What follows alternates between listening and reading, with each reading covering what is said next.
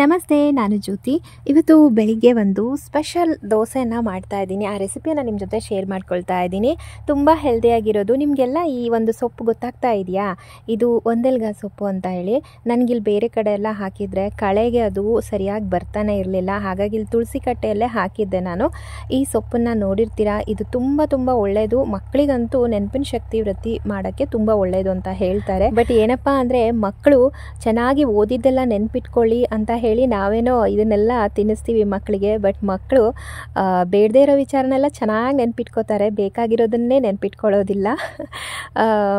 Okay, ಇವಾಗ ಇದೇನು ಮಾಡಬೇಕು ಅಂತಂದರೆ ದೋಸೆ ಕೂಡ ಹಾಕ್ಬೋದು ಮತ್ತು ನೀರು ದೋಸೆ ಮಾಡುವಾಗ ಕೂಡ ಹಾಕ್ಬೋದು. ತುಂಬ ಜಾಸ್ತಿ ಹಾಕೋಕೆ ಹೋಗಬಾರ್ದು. ಇದು ಸ್ಮೆಲ್ ಇರುತ್ತೆ ಅಲ್ವಾ, ಕೆಲವೊಬ್ಬರಿಗೆ ಇದು ಆಗಬರೋದಿಲ್ಲ.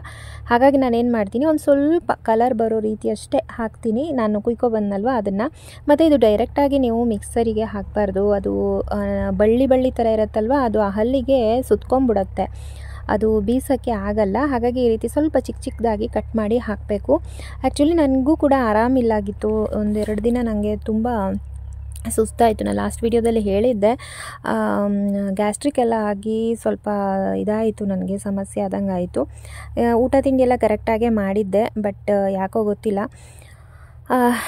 ವೇಣು ಸದೃಷ್ಟಿ ಆಗಿರಬೇಕು ಅಂತ ಅಂದರು. ಹಾಗೆ ಬಂಡಾರೆಲ್ಲ ಹಾಕ್ಕೊಂಡು ಸ್ನಾನ ಮಾಡಿದೆ. ಇವಾಗ ಪರವಾಗಿಲ್ಲ.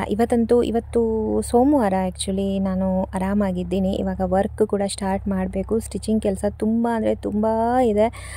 ಪ್ರಾಕ್ಟೀಸ್ ಮಾಡ್ಕೋಬೇಕು, ಹಾಗೆ ಸ್ಟಿಚಿಂಗ್ ಕೂಡ ಮಾಡ್ಕೋಬೇಕು. ಕೆಲವೊಂದಿಷ್ಟು ಸೋಷಿಯಲ್ ಮೀಡಿಯಾದ್ದು ಕೆಲಸ ತುಂಬ ಪೆಂಡಿಂಗ್ ಆಗ್ತಾ ಇದೆ.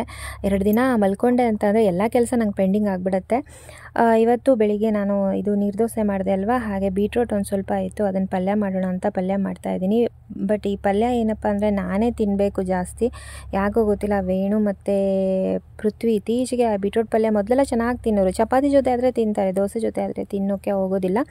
ಅದು ಇಲ್ಲದೆ ಇವತ್ತು ಸಂಡೇ ಆಗಿರೋದ್ರಿಂದ ಮನೆಯಲ್ಲೇ ಎಲ್ಲ ಮಕ್ಕಳು ಇದ್ದಾರೆ. ವೇಣು ಕೂಡ ರಜೆ ಮಾಡಿದ್ದಾನೆ.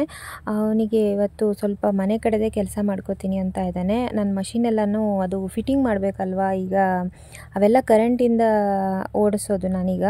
ಹಾಗಾಗಿ ಅದಕ್ಕೆಲ್ಲ ಸ್ವಿಚ್ ಬೋರ್ಡ್ ಎಲ್ಲ ಕರೆಕ್ಟ್ ಇಲ್ಲಾಗಿತ್ತು. ಅದಕ್ಕೋಸ್ಕರ ಸ್ವಲ್ಪ ಅದಕ್ಕೆಲ್ಲ ವೈರಿಂಗ್ ಮಾಡೋಣ ಅಂತ ಇದ್ದಾನೆ. ಹಾಗಾಗಿ ಇವತ್ತೊಂದು ದಿನ ಸಂಡೇ ಇರೋದ್ರಿಂದ ಅದನ್ನೆಲ್ಲ ಕೆಲಸ ಮಾಡಿಕೊಡ್ತೀನಿ ಅಂತ ಅಂದ. ಸುಮಾರು ಹೊತ್ತಾಯಿತು ಈ ಕೆಲಸಕ್ಕೆ ಅವನಿಗೆ. ಒಂದು ಮಧ್ಯಾಹ್ನ 1 ಗಂಟೆ ಅಷ್ಟೊತ್ತೇ ಆಯಿತು. ಕೆಲವೊಂದಿಷ್ಟು ಐಟಮ್ಸ್ ಎಲ್ಲ ತಂದಿದ್ದ, ಮತ್ತು ಅದು ಪ್ಲ್ಯಾನ್ ಏನೋ ಚೇಂಜ್ ಆಯಿತು. ಮತ್ತು ಬೇರೆ ಐಟಮ್ಸ್ ಎಲ್ಲ ತಂದು ಅಂತೂ ಇಂತೂ ಫಿಟ್ಟಿಂಗ್ ಮಾಡಿಕೊಟ್ಟ. ನಾನು ತೋರಿಸ್ತೀನಿ ಯಾವ ಥರ ಮಷಿನ್ ಇಟ್ಟಿದ್ದೀನಿ ಅಂತ ಹೇಳಿ.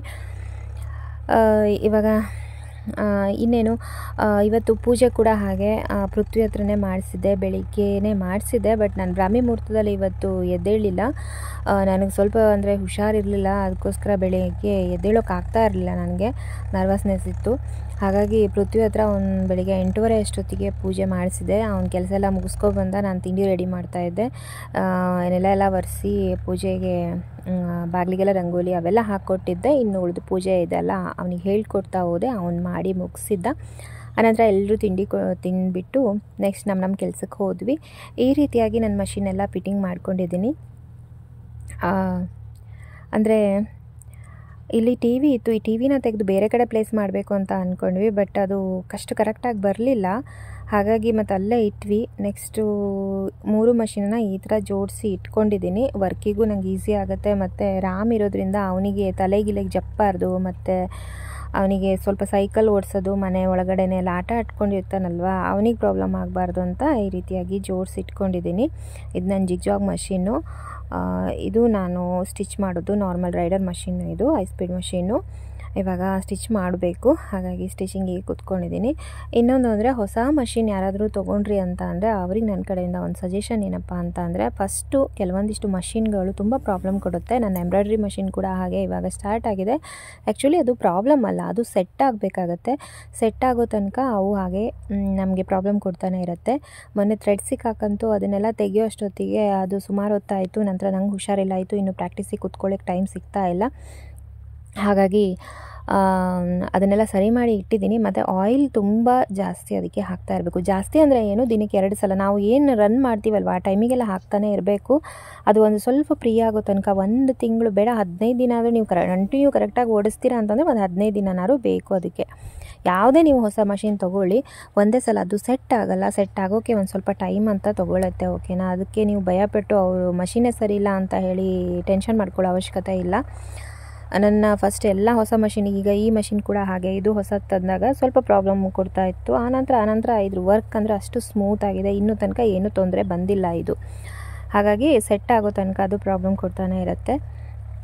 ಇನ್ನು ನೆಕ್ಸ್ಟು ನಾನು ಹೊಲಿಗೆ ವಿಡಿಯೋಸ್ ಕೂಡ ಇದರಲ್ಲಿ ಕೂಡ ಅಪ್ಲೋಡ್ ಮಾಡ್ತೀನಿ. ಅಂದರೆ ಇಂಪಾರ್ಟೆಂಟ್ ಅಂತಲ್ಲ, ಈ ಬೇಸಿಕ್ಗಳು ಇರ್ಬೋದು, ಆ ಥರದ್ದೆಲ್ಲ ಕೆಲವೊಂದಿಷ್ಟು ವೀಡಿಯೋಸ್ ಹಾಕ್ತೀನಿ. ಮತ್ತು ನೆಕ್ಸ್ಟ್ ಒಂದಿಷ್ಟು ಕಿಚನ್ ಟಿಪ್ಸ್ ಅಥವಾ ಬೇರೆ ರೀತಿ ಟಿಪ್ಸ್ ವೀಡಿಯೋಗಳನ್ನೆಲ್ಲ ಕೊಡಬೇಕು ಅಂತ ಅಂದ್ಕೊಂಡಿದ್ದೀನಿ. ಫ್ರೀ ಆದಾಗ ಅದನ್ನು ಕೊಡ್ತಾ ಹೋಗ್ತೀನಿ, ಓಕೆನಾ. ಸೊ ಇದು ಸಂಡೇ ಲಾಗ್ ಆಗಿತ್ತು. ನನಗೆ ಇವಾಗ ಆರಾಮಾಗಿದೆ, ರಾಮು ಕೂಡ ಆರಾಮಾಗಿದ್ದಾನೆ. ನಾಳೆಯಿಂದ ಮತ್ತೆ ಅಂದರೆ ಇವತ್ತು ಸೋಮವಾರ, ಇವತ್ತು ಎಡಿಟಿಂಗ್ ಮಾಡಿ ಹಾಕ್ತಾಯಿದ್ದೀನಿ ನಾನು ಇದನ್ನು. ಇವತ್ತಿಂದ ಕೆಲಸ ಯಥಾಸ್ಥಿತಿ ಸ್ಟಾರ್ಟ್ ಆಗಿದೆ ನಂದು. Thank you for watching. ಮತ್ತು ಮುಂದಿನ ಲಾಗಲ್ಲಿ ಸಿಗ್ತೀನಿ, ಓಕೆನಾ. ಬಾಯ್ ಬಾಯ್.